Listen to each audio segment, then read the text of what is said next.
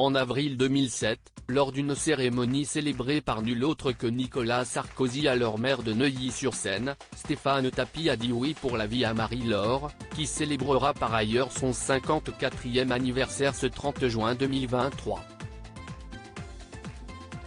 Tout comme son époux, elle a déjà connu les aléas de l'amour dans les bras d'un certain Claude François Jr. Et si aucun conflit personnel n'a opposé les deux fils d'eux, si est-il finalement un malentendu immobilier qui a agité leur quotidien la même année. Tandis que le fils de Bernard Tapie découvrait les joies de la vie à deux, l'aîné de Claude François, qui souffre de sa ressemblance avec son paternel, avait été menacé de saisie pour compenser les impayés de loyer de son ex-épouse. Explication. Lorsqu'il était marié, Marie-Laure et Claude François Jr. avaient décidé de louer un appartement de 220 mètres carrés à Neuilly-sur-Seine.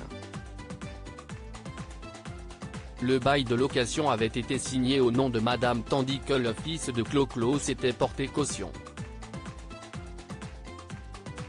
Mais en 2001, leur couple vole en éclats et le divorce est officialisé. Claude François Jr. s'était engagé à verser une pension alimentaire de 6 000 € par mois à son ex-femme et mère de ses 3 filles. De son côté, celle-ci est restée locatrice de l'appartement de Neuilly-sur-Seine. 4 ans plus tard, il a cessé de verser la pension, ce qui lui vaut une condamnation de 3 mois de prison avec sursis pour abandon de famille, contraignant donc son ex-femme, pour qui cette somme a été l'unique revenu, de renoncer au paiement du loyer de 4 123 € par mois. Stéphane Tapie est alors lui-même intervenu, il a réglé les loyers et assuré l'éducation de ses 3 belles-filles. Son épouse a retrouvé un emploi en tant que vendeuse de vêtements dans une boutique de prêt-à-porter et a entamé une nouvelle vie qui n'a pas pour autant signé la fin des problèmes puisque le couple a négligé les arriérés, ceux-ci s'élevant à 66 000 €.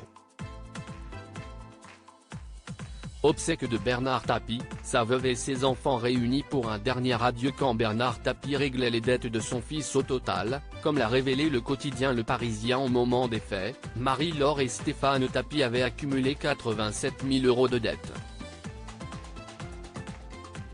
La Caisse des dépôts et consignations, CDC, propriétaire de l'appartement dont il était question, avait donc demandé un arrêté d'expulsion à leur encontre. La Cour d'appel de Versailles a tranché et condamné la mère de famille au règlement de sa dette locative et la résolution du bail. La CDC avait, quant à elle, la tâche d'entamer le processus d'expulsion. La famille recomposée, Stéphane Tapie étant aussi le père de 3 enfants, craignait alors le pire. Le couple a heureusement pu compter sur l'aide de Bernard Tapie qui a réglé l'ardoise de son fils et de sa belle-fille en déboursant la somme de 15 000 €, et s'était porté caution jusqu'à 100 000 €. Sa proximité avec Nicolas Sarkozy, rencontré dans les années 1980 et devenu, entre-temps, président de la République, avait interrogé et suscité les rumeurs les plus folles. L'ex-député y avait coupé court, tout s'est passé entre avocats, il n'y a aucun lézard.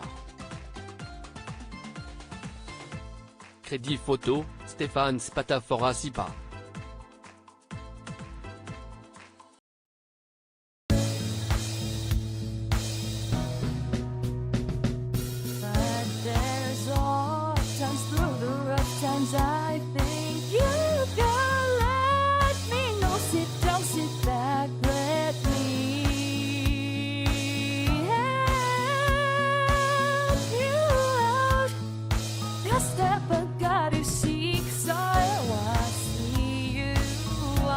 On your own, but you